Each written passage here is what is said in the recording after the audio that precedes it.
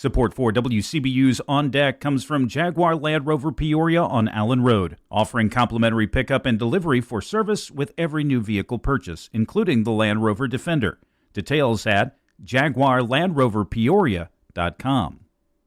This is WCBU, Peoria Public Radio.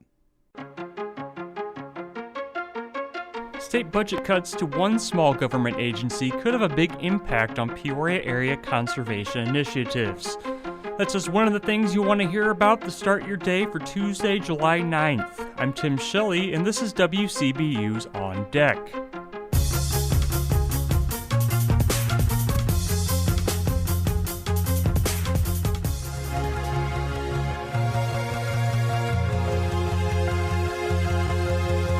A fundraising campaign for a new community wellness center serving rural Peoria, Fulton, and Knox counties is well underway. Leaders say it could be a game changer for the region. The Greater Peoria Family YMCA, Graham Health System, and Elmwood Community Foundation are spearheading the efforts to build the 33,000 square foot building. Plans call for a pool, track, and community room, among other things. Andy Thornton is president and CEO of the Greater Peoria Family YMCA. And the 20,000 people or so that live in that region will all have access to this facility, and it'll allow us to really serve the needs of all of those residents. When we like to say it in the Y world, from cradle to grave, we can provide programs and services that will meet people's needs. Mickey McCarthy of the Elmwood Community Foundation says they're about 60% towards their $12.4 million goal. The project received a $3.75 million USDA grant, and the Doug and Diane Oberhelman Foundation is matching up to $1 million worth of donations. The Gilmore Foundation is also kicking in $500,000 and matching donations from Caterpillar employees and retirees up to $250,000. Dick Taylor of the Elmwood Community Foundation says a study suggests the Community Wellness Center will have a, quote, staggering impact. It'll be over $60 million of economic impact generated just by the activities that take place at this facility. And that's for all the communities included.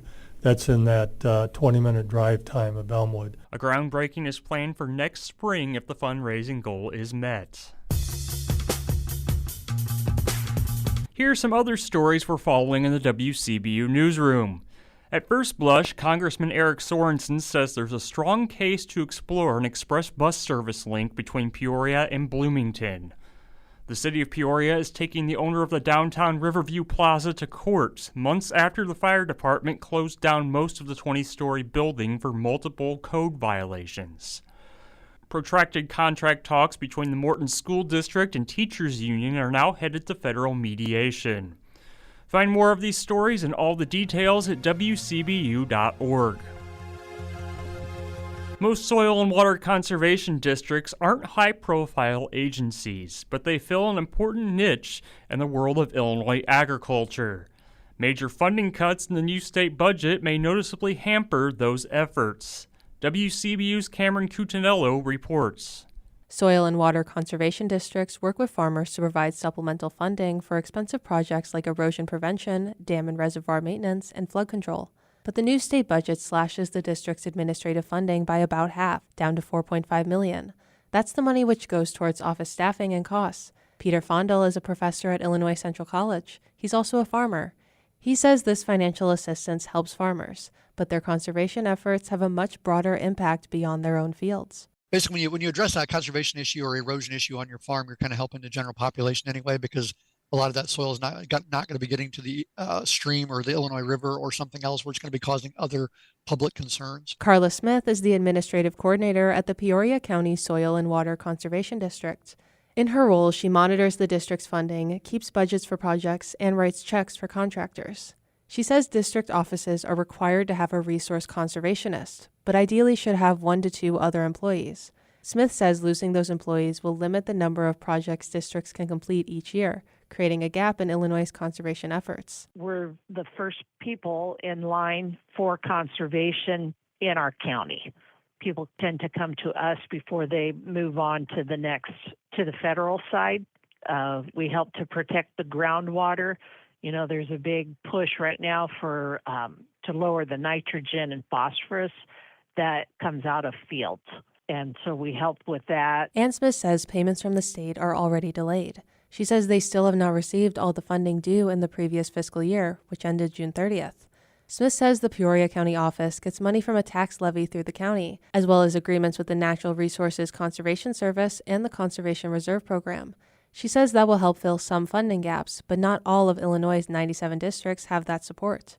Peter Fondel, the ICC professor and farmer, says the work of these districts becomes more important as climate change contributes to more severe storms. You can tell that more storms are getting more violent, more intense. You know, when we get a rainfall, instead of getting maybe a half inch to an inch of rain, we might get 3 or 4 inches of rain within an hour. Conservation districts also work to prevent wind erosion, which caused a weather event which has led to deadly crashes and road closures in the past year, dust storms. You know, we've seen several examples over the last few years where we've had some big dust storms over major interstates, things like that, which again, people don't consider wind erosion as important as water erosion, but obviously I think that's coming more to the forefront.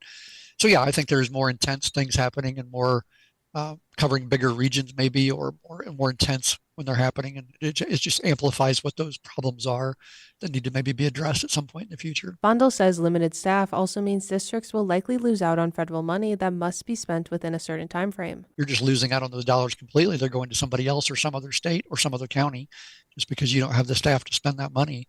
It's a loss of revenue into the state, county, or to help the personal farmer. He says without the extra help, conservation projects could be delayed, done incorrectly, or more limited in scope. Michael Woods is the executive director of the Association of Illinois Soil and Water Conservation Districts.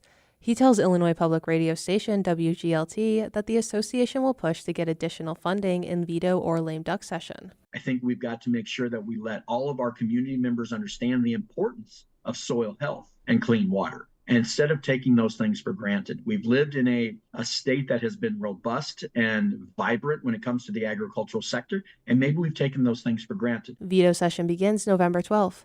Wood says they have support in the General Assembly, but have not received an explanation for why the funding was cut. For WCBU, I'm Cameron Cutinello. Now, before we let you go, the Knox County Fair is running now through Thursday in Knoxville.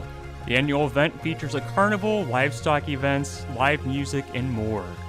And that's all for today. You can subscribe to WCBU's On Deck podcast on Apple, Spotify, or the NPR app.